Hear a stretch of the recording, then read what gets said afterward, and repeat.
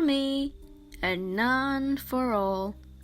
This story is by Helen Lester, and it is illustrated by Lynn Munsinger.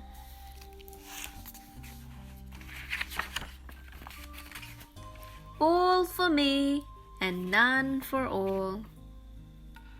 Grunty was a ball hog.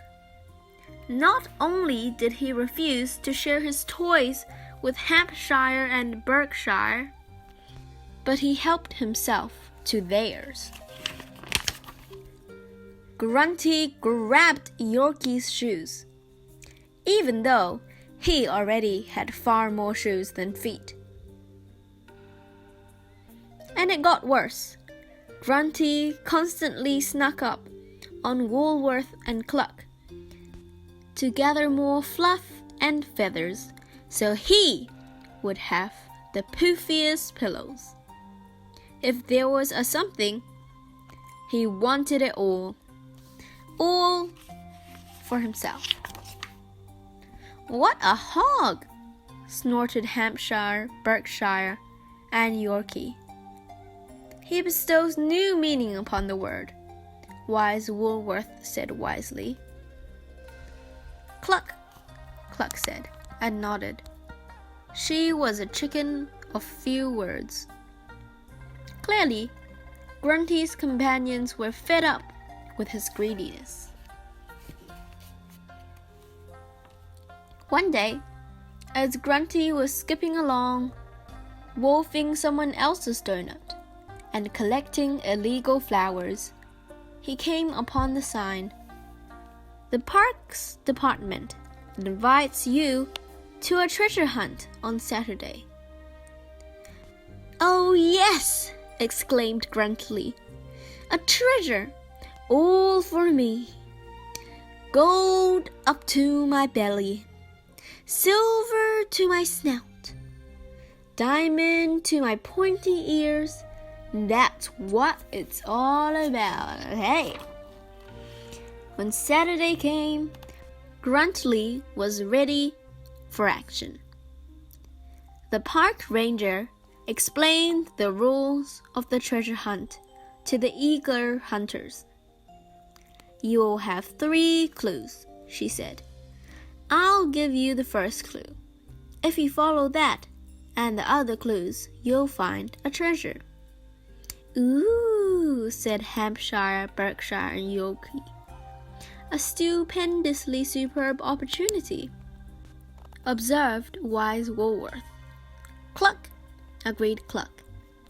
And over at the starting line, "Yes," hissed Gruntly.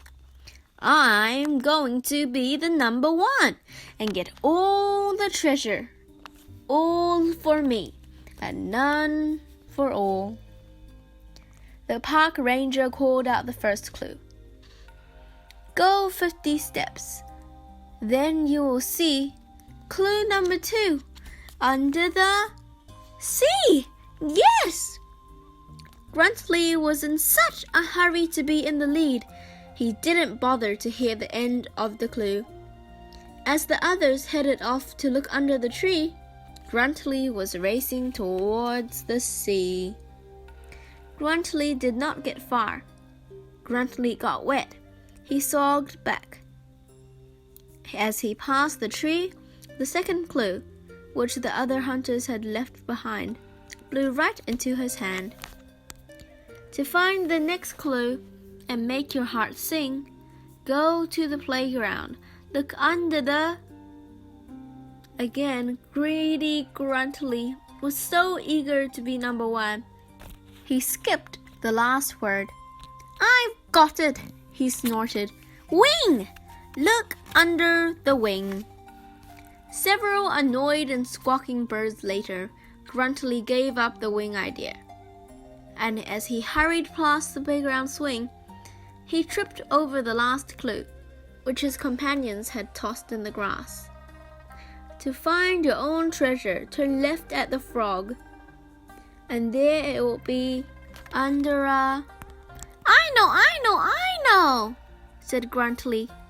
Under a hog, and there it will be, under a hog. Yes! Gruntly galloped on, zooming left at the frog, and screeched to a halt. He was surprised to find his companions already sitting on a log. But no time to wonder. It was time for some serious hog tipping. Pardon me. Move it, please. Sorry, Woolworth. Didn't mean you. Screwsy.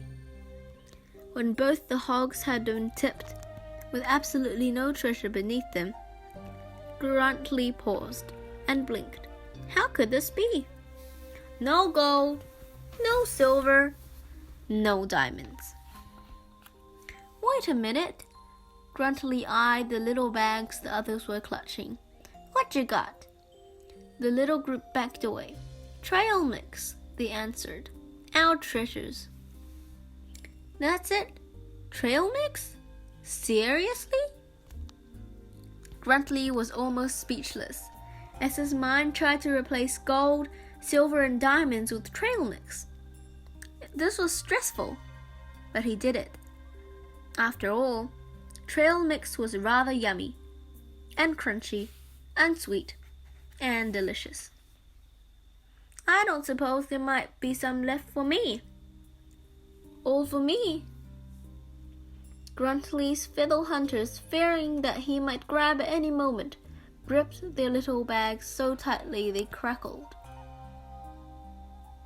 Then Cluck, the chicken of few words, strutted forwards. She looked Gruntly in the eye and said, Cluck. Look? wondered Gruntly. Look where? Cluck pointed her ruffled wing towards the log. Cluck. There? said Gruntly. And then Cluck got down on her knees, or whatever chicken gets down on, and pointed way low with her beak. Cluck, cluck, cluck, cluck. Cluck, cluck, cluck, cluck, under the log. Oh, now Gruntly's got it. Without even waiting, as Cluck chuckled, You betcha! Cluck, cluck, cluck. Gruntly looked under the log and grabbed his treasure. His very own treasured treasure. He was about to dig in, but wait. The others had saved it.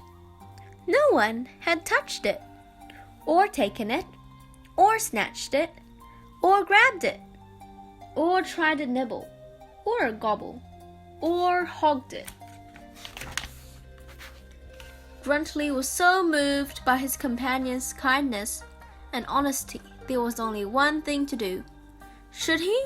Would he? Could he? Cluck, cluck, wondered Cluck.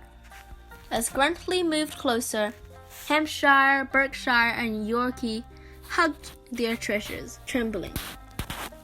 Cluck continued to wonder, and Woolsworth pulled the wool over his eyes. Gruntly looked at his worried companions. All the little group took a deep breath. Gruntly just smiled. Almost all for me, but some for all. Gruntly shared.